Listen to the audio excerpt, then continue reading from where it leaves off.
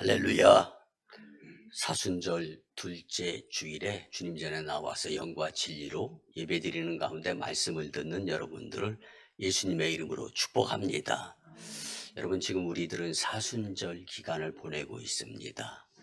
사순절 기간이 주님이 우리에게 크신 축복을 내려주시려고 우리의 열심을 바라시는 주님의 은혜 가운데에 우리가 주님께 다가가는 훈련의 기간이 될 수 있어야 합니다. 오늘 우리가 말씀을 들으며 은혜 받기 전에 같이 먼저 고백하면서 은혜가 되었으면 좋겠습니다. 예수님 말씀을 깨달으며 살게 하옵소서. 아멘. 그럼 오늘 말씀의 장소를 한번 먼저 생각해 보죠. 법정이죠. 그 가운데에 베드로가 자신의 할 수 있는 만큼의 주님 사랑에 표현하는 그 과정 가운데에서 인간인 베드로를 만나면서 내가 베드로의 입장이었다면, 그리고 우리 인생 여정 가운데에서 여전히 예수님을 부인하고 나의 탐심과 욕심 가운데 살아갈 때에 나의 입장에 대입을 시켜가면서 오늘 말씀이 각자에게 주님께서 주시고자 하시는 뜻, 그 의미를 깊이 깨달을 수 있는 복된 시간이 되었으면 좋겠습니다. 그래서 사순절 기간이 힘들고 어렵고 고난, 고통, 그리고 고난 주간에는 우리가 엄숙하기만 하고 이런 것들을 떠나서 우리에게 자유함의 사랑을 주시는 주님의 은혜에 감사 감격에 눈물이 동반되는 깨우침과 회복, 그를 통하여 역사하시는 주님께서 이 기회 가운데에서 더 하늘문을 활짝 열으면서 믿음의 주요 온전하게 하시는 이인 예수님을 더 주목하여 바라볼 수 있도록 주님의 사랑에 의도하심에 이 사순절 기간을 보내게 된다라면 여러분들은 영혼도 잘 되고 만사도 잘 되고 형통함의 축복을 분명히 주님께 받게 될 줄 믿습니다. 여러분, 예수님을 향한 깨달음과 돌이킴으로 인한 새롭게 됨이 우리의 인생 가운데에서 가장 큰 축복이 되는 줄 믿습니다. 오늘도 주시는 말씀으로 하늘의 신비를 깨닫고 돌이킴으로 새롭게 변화되기를 예수님의 이름으로 축복합니다. 우리가 잘 아는 철학자 임마누엘 칸트가 인생을 세 가지로 일목요연하게 구분을 했습니다. 첫째는 나는 무엇을 알 수 있는가? 여러분은 무엇을 알아가면서 살아가느냐는 거죠. 나는 무엇을 해야 하는가? 내가 해야 될 일이 무엇인가? 이걸 생각하면서 살아야 된다라는 거예요. 근데 더 중요한 것은 나는 무엇을 바랄 수 있는 인간인가? 여러분, 철학은요, 인생 여정 가운데, 그래서 이 필로소피, PhD, 철학 박사가 바로 PhD의 학위를 받게 되는데, 이 학위는요, 인간으로서 최상의 가치의 것을 함께 나눈다라는 뜻을 가지고 있어요. 물론 신학인 그 위에 있죠. 신학은 하나님과 우주와의 관계를 연구하는 학문, 이것을 신학이라고 합니다. 그런데 여러분, 이 말씀 가운데에서 임마누엘 칸트는요, 이 세 가지 질문을 하면서 철학을 일목요연하게 한마디로 정리를 합니다. 뭐냐면 인간이 똑같이 느낄 수 있고 생각할 수 있는 것부터 시작하는 거예요. 여러분, 이것이 중심에 예수님이 모셔졌으면 참 좋겠습니다. 결국 인간의 문제는 하나님에게 향하는 우리의 모습인 거예요.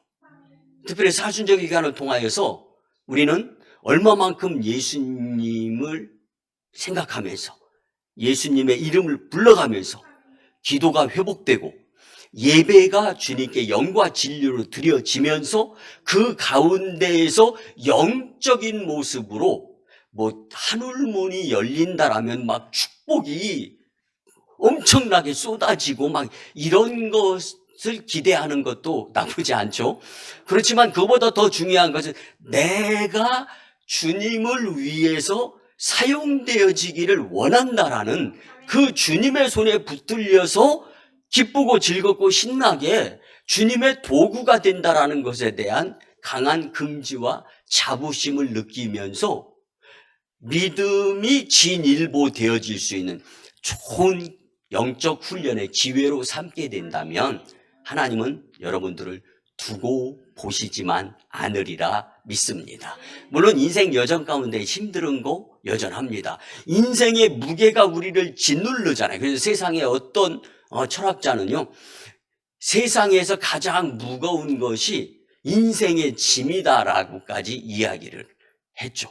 네, 여러분, 그 짐을 오늘 베드로가 경험하는 것 가운데에서 우리에게 깨달음이 주어지고 정말 그 겟세마네 동산에서 그 무거운 짐을 지시면서 땀방울이 핏방울이 되는 것 같이 기도드리셨던 예수님, 그 예수님도 오늘 만나고 또 그 법정에서 베드로가 갈등하는 사이에 그를 지켜보시는 예수님, 이 예수님도 만나고 그리고 또 베드로를 만나면서 이번 사순절 기간에 신앙의 각성 기회로 삼으면서 믿음이 더 성장, 성숙 그리고 주님께 멋진 모습을 보여드리는 신앙인의 모습을 갖추고자 결심하고 결단하는 시간이 되었으면 좋겠습니다.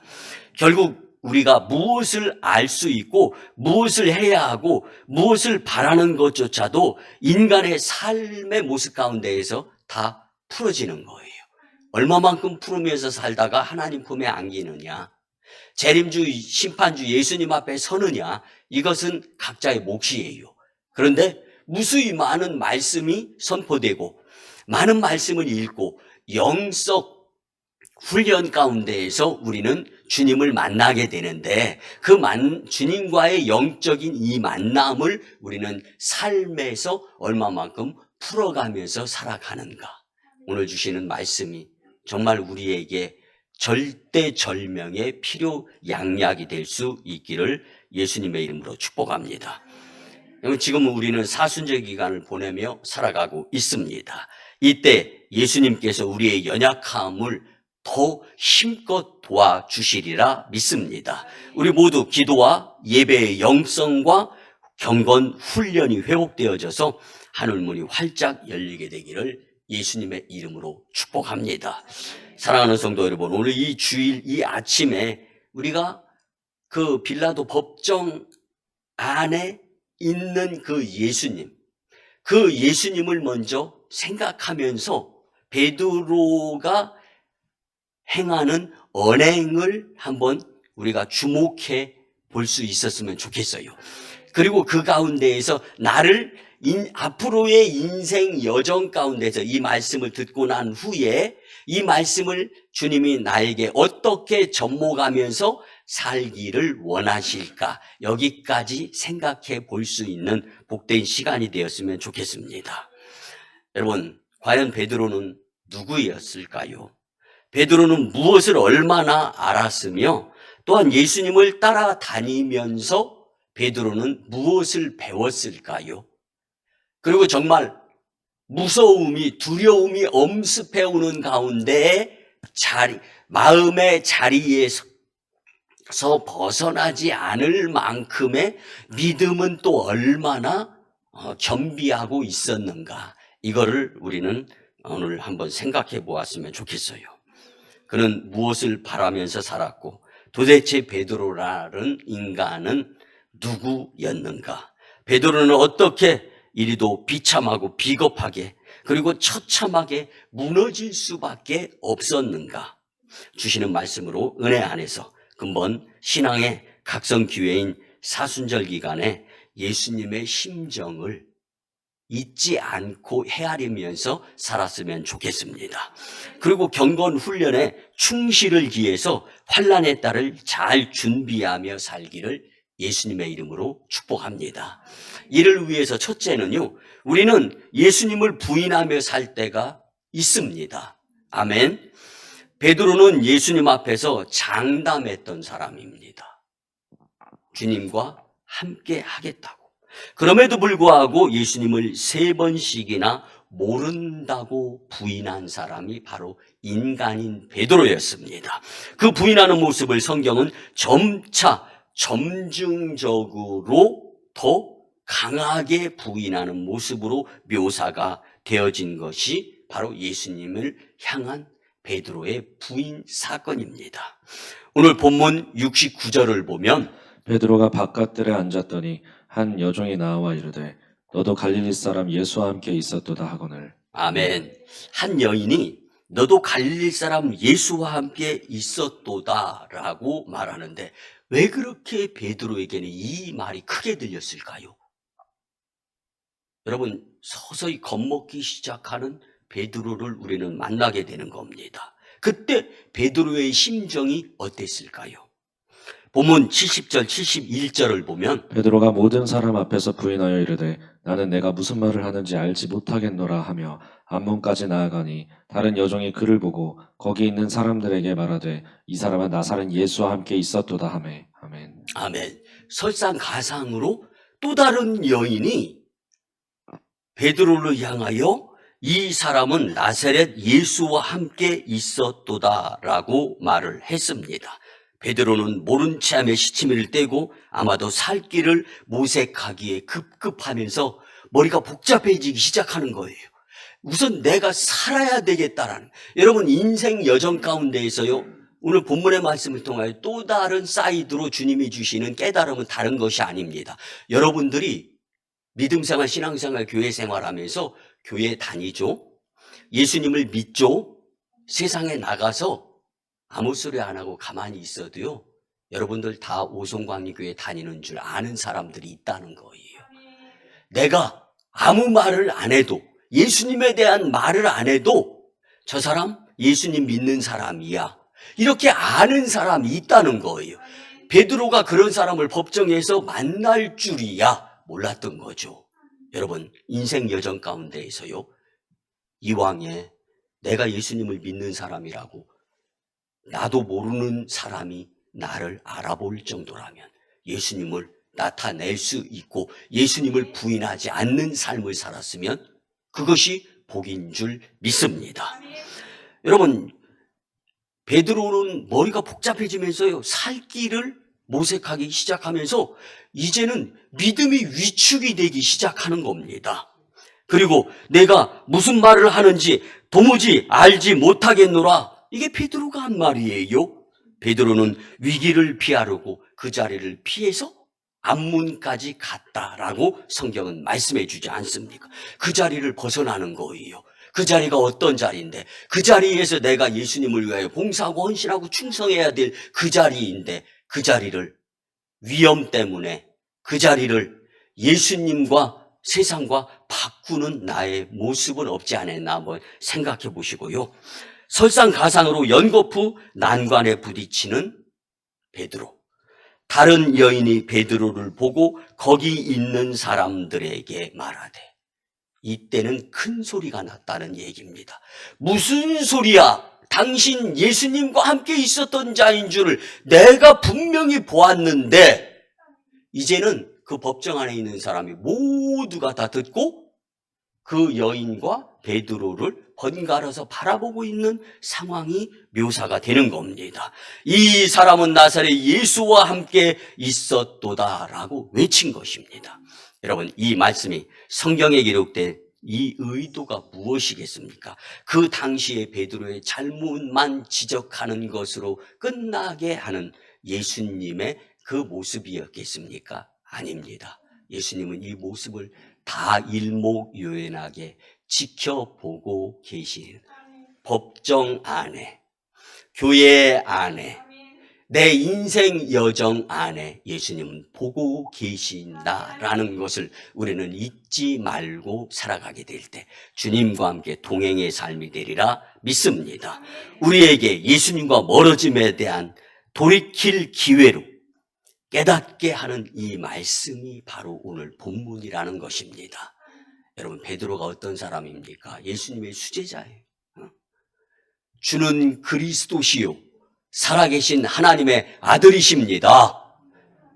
분명히 베드로가 자기 입으로 시인할 때는 머릿속에 주님에 대한 정리가 잘 되어 있었다라는 거예요.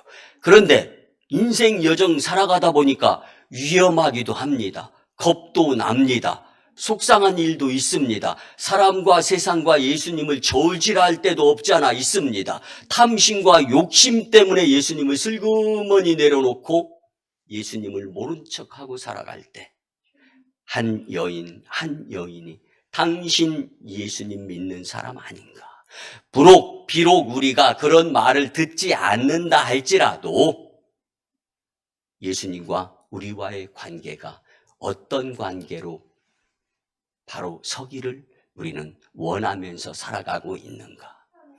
여러분, 사도 바울은요, 믿음의 주요, 온전하게 하시는 이인 예수님을 우리가 바라보며 살자. 그때 그 삶은 부활의 예수님과 함께하는 거지 십자가에 달리신 예수님과 함께하는 삶이 아닐 것이다 라고 고백을 하는 거예요. 사랑하는 성도 여러분, 오늘 사순절 둘째 주일 각성의 기회로 주신 이 말씀이 축복의 말씀인지 웃으면서 들으시기를 예수님의 이름으로 축복합니다. 두 번째는요, 우리는 맹세하며 예수님을 부인할 때가 있습니다. 여러분, 앞에서 보았듯이 베드로가 처음에는 예수님을 부인했습니다. 그런데 그 더 앞전으로 돌아가면 닭이 울기 전에 내가 나를 3번이나 부인하리라. 예수님의 말씀 앞에서 무슨 소리 하십니까? 다른 사람은 몰라도 나 베드로입니다. 여러분, 믿음 좋을 때 무슨 소리입니까? 나 장석조 목사입니다. 걱정하지 마십시오. 제가 예수님 앞세우면서 살아야 되는데 앞장서겠습니다.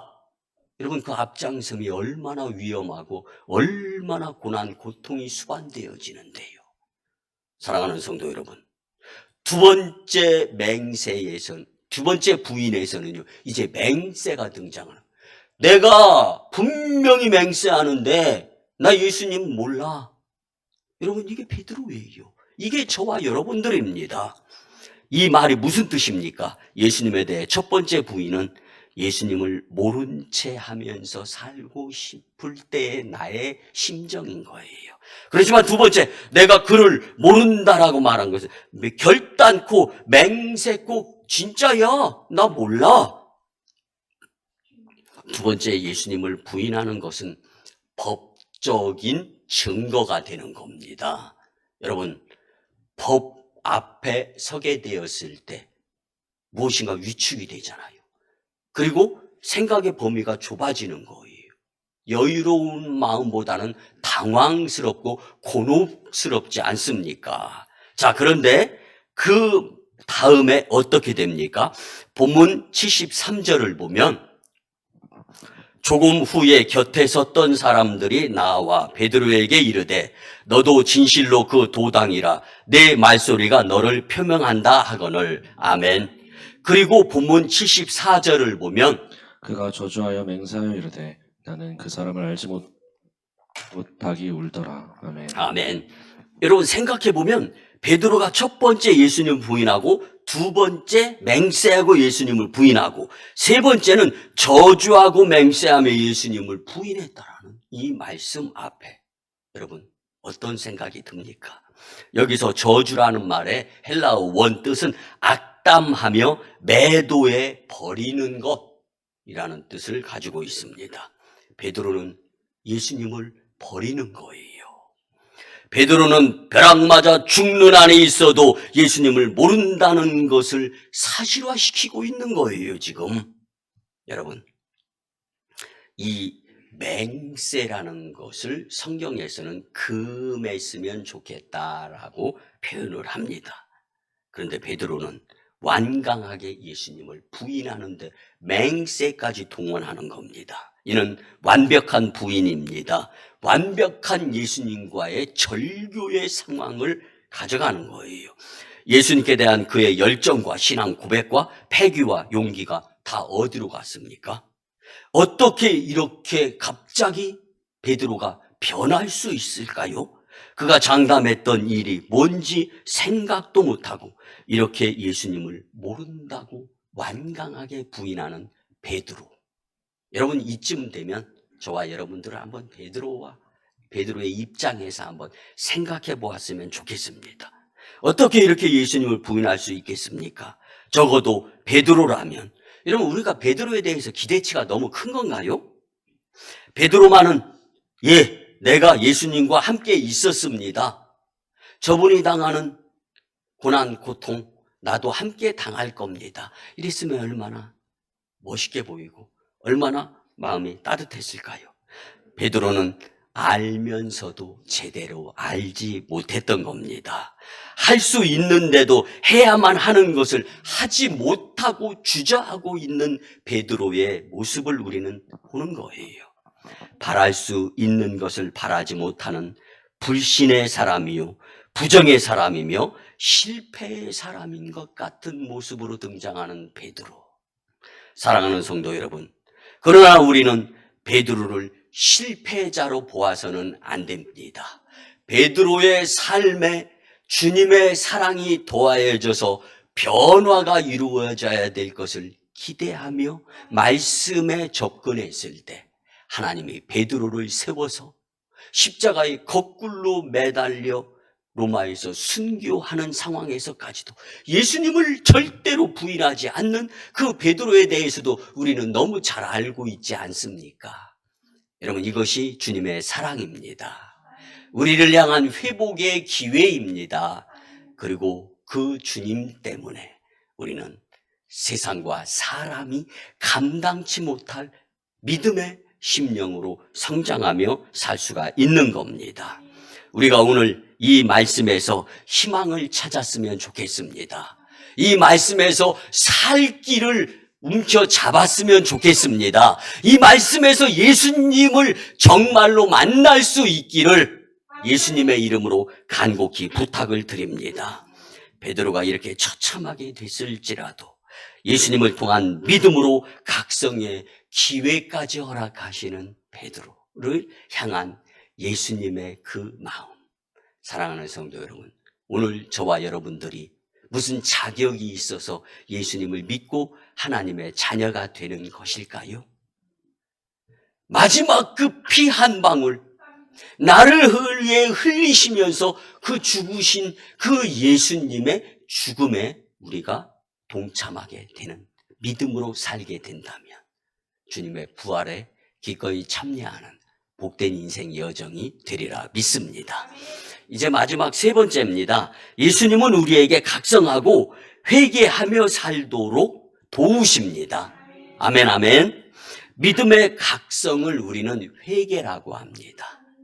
회개는요, 메타 플러스 노이아라는 두 단어가 합성어가 되어 있습니다. 그래서 회개는 헬라어로 메타노이아. 잘못된 그 자리에서 바로 깨닫고 돌아서서 예수님께로 향한다. 아멘, 아멘. 이게 바로 회개입니다. 여러분, 오늘 각성이라는 이 단어를 좀 주목했으면 좋겠어요. 국어사전을 찾아보면 눈을 떠서 깨달아 정신을 차린다라는 뜻이 각성입니다. 오늘 본문에서 베드로가 각성하고 회개하는 모습을 우리는 만나게 됩니다. 본문 75절을 보면 이에 베드로가 예수의 말씀에 닭 울기 전에 내가 3번 나를 부인하리라 하심이 생각나서 밖에 나가서 심히 통곡하니라. 아멘. 심히 통곡하는 베드로를 한번 그 심정으로 한번 젖어 들어가 보기 바랍니다. 그것이 베드로에게 희망이요, 우리에게 용기이며 하나님의 사랑이자 위로인 줄 믿으시기 바랍니다. 베드로는 심히 통곡했습니다. 그런데 이 통곡을 가능하게 한 것은요, 본문엔 이렇게 기록되어 있습니다. 곧 닭이 울더라. 아멘. 여러분, 마가복음의 이 병행구절의 말씀에서는요, 닭이 두 번을 웁니다. 첫 번째 닭이 울을 때는 베드로는 살기에 급급해가지고 잔뜩 겁을 먹은 상태였습니다. 물론 마태복음과 마가복음의 이 병행구절에서 왜 닭이 한 번 울고 두 번 우느냐. 여러분, 이건 중요한 것이 아니에요.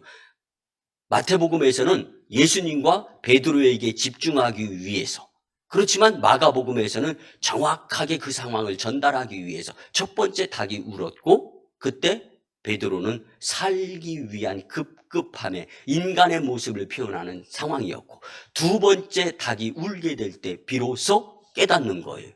예수님께 내가 들은 말씀이 기억나는 거죠. 여러분, 예수님의 말씀에 닭 울기 전에 내가 3번 나를 부인하리라. 아멘. 여러분, 우리 인생 여정은요, 용서하시고 들어주시기 바랍니다. 제가 38살에 오송광림재단에서 목회 시작하기 전에 10여 년 넘게 평신도 집사 생활을 했어요. 근데 주님께 막 믿음이 좋아서 드리고 헌신하고 봉사하고 충성할 때는 막 한없이 기쁩니다. 근데 그럴 때만 있습니까? 나락으로 치다르면서 예수님은 온데간데 없고 그냥 먹고 살기에 급급해가지고 긁어 모으는데 전념하면서 살 때 예수님이 안 계신 건가요? 임마누엘 칸트 철학자가 말씀 서두에서 인간은 누구인가? 결국 인간 인생 가운데에서 모든 것이 다 표현이 되어지는데 주님을 위한 열심의 모습이 내게서 사라지는 거예요. 여러분, 닭이 우는 소리 때문에 베드로가 회개했습니까? 그렇지 않잖아요. 정말로 닭의 울음소리 때문에 베드로가 회개했다고 믿습니까? 한번 볼까요? 마가복음 14장 72절을 보면 닭이 곧 두 번째 울더라. 이에 베드로가 예수께서 자기에게 하신 말씀 곧 닭이 2번 울기 전에 내가 3번 나를 부인하리라 하심이 기억되어 그 일을 생각하고 울었더라. 아멘. 닭이 울어서 그 소리 듣고 예수님의 말씀을 기억하였으면 본문의 말씀에 그 일을 생각하고 울더라. 이렇게 기록되겠습니까? 누가 생각한 겁니까? 비로소 베드로가 누굽니까? 저예요. 베드로가 여러분입니다. 여러분, 우리는 말씀을 생각하면서 살아가는 것이 복입니다. 말씀을 잊어버리는 것이 화예요. 마가복음에 의하면 베드로는 첫 번째 닭이 우는 소리를 들었어도 예수님의 말씀을 떠올리지 못한 것이 말씀이 증명하고 있지 않습니까? 닭 울음소리와는 별개 상관없이 우리는 너희는 여호와를 만날 만할 때 찾으라. 가까이 계실 때 그를 부르라. 여전히 우리의 주변에서 우리의 마음 중심으로 들어오고 싶어 하시는 그 예수님을 우리는 미련해 마치 마그네틱 자석에 N극과 S극이 있는데 상극이 되어서 갖다 붙여놔도 펑펑 튀겨 나가는 거예요.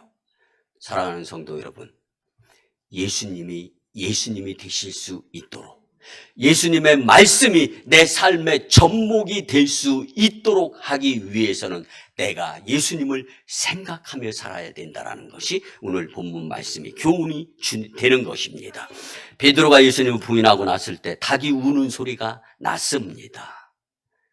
예수님을 부인하고 맹세하고 예수님을 부인하고 세 번째는 저주하고 맹세하며 예수님을 부인하자.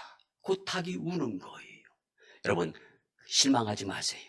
우리 인생 여정의 닭은 여전히 울지만 그 무엇인가 깨달음을 통해서 그 깨달음까지의 고통이 수반되고 아픔이 있고 잃는 것이 많다 할지라도 다시금 회복시켜 주시는 주님의 사랑은 감당이 안 되거나 못될 일이 없다라는 것을 기억하시면서 우리가 주님을 기억하고 생각하며 주님의 말씀 중심으로 살아가려고 하면 주님은 회복시켜서 이전보다 더하게 하나님의 놀라운 은혜를 체험할 수 있도록 하늘문을 활짝 열어주실 줄 믿습니다.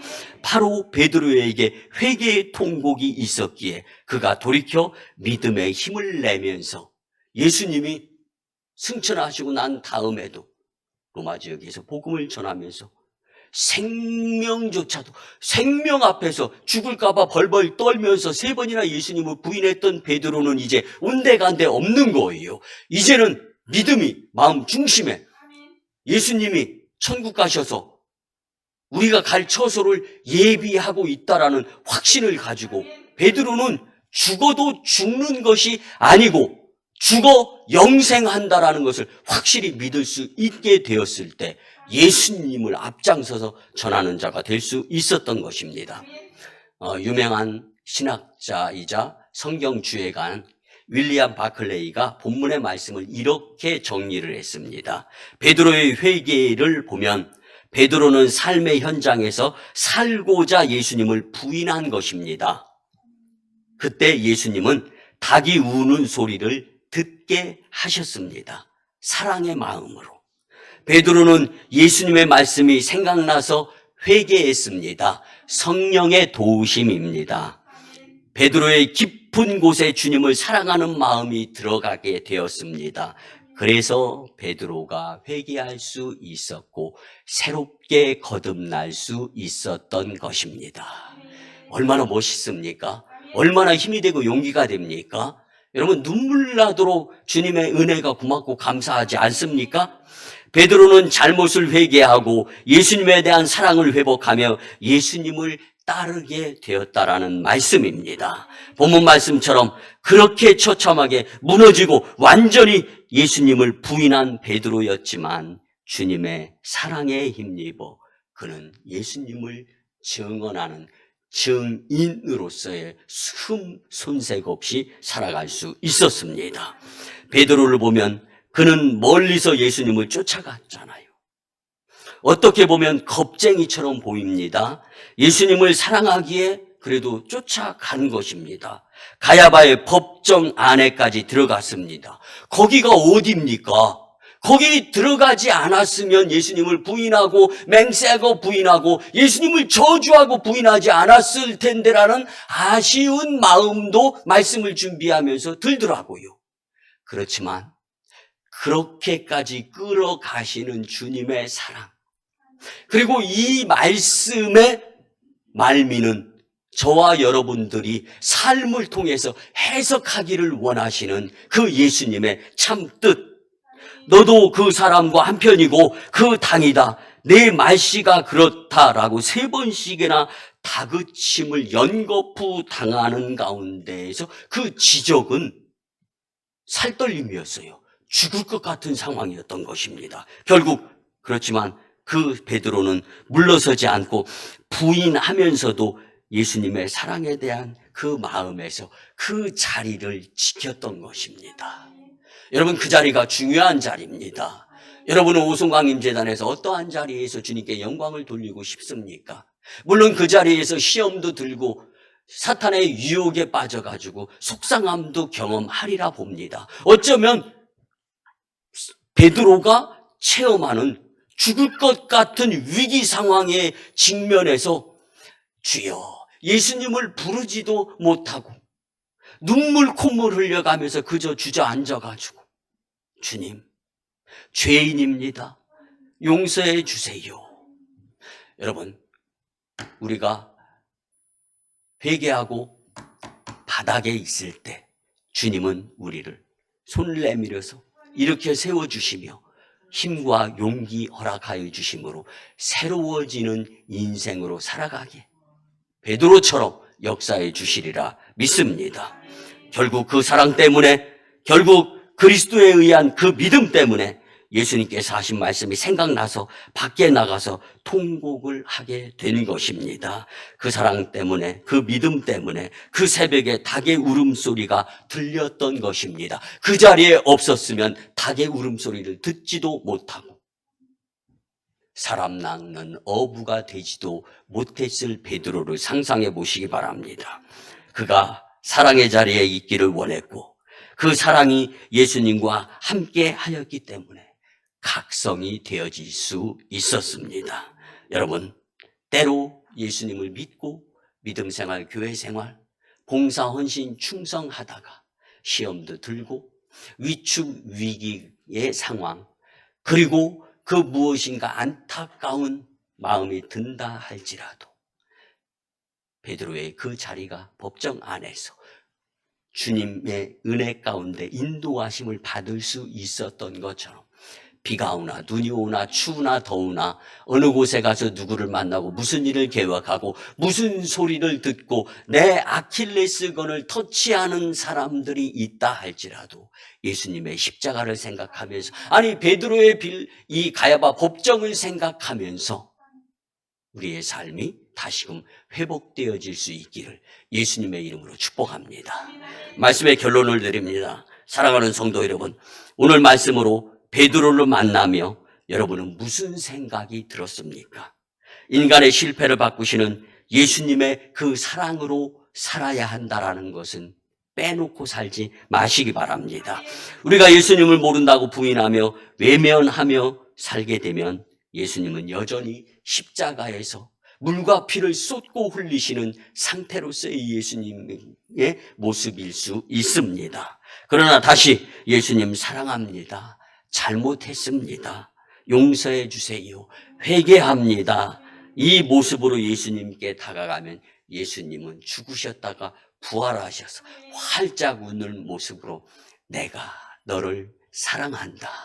이 모습의 관계가 될 줄 믿습니다. 여러분, 힘들고 어려운 거, 인생 여정 가운데 그 삶의 무게, 여러분 십자가 밑에 내려놓고 오늘 주님이 주신 이 말씀의 힘과 용기 얻어 회복의 역사를 체험할 수 있는 사순절 기간이 되시기를 예수님의 이름으로 축원합니다.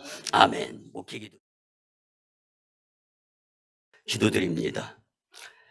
이제는 우리 구주 예수 그리스도의 크신 은혜와 하나님 아버지의 만극하시고 극진하신 사랑하심과 성령님의 감화, 감동, 교통, 내주, 위로, 응원과 감사케 하심과 인도하심이 귀하고 복된 이 사순절 둘째 주일에 신앙의 각성 기회인 사순절에 대한 주신 말씀을 마음에 담고 세상으로 파송받는 복된 심령들의 가정과 직장과 일터와 사업장 위에 우리 교회 단독 파송지 1호 선교지 인도와 태국 땅 2호 선교지 중국 땅 광동성 해주 3호 선교지 북녘 땅의 선교 사역 위에 국제도시로 변모하는 오송산지와 열방과 다음 세대 복음화 위에 오송광역교회 부흥으로 인한 하나님의 영광 위에 이제부터 영원토록 함께 하옵시기를 간절히 축원하옵나이다. 아멘.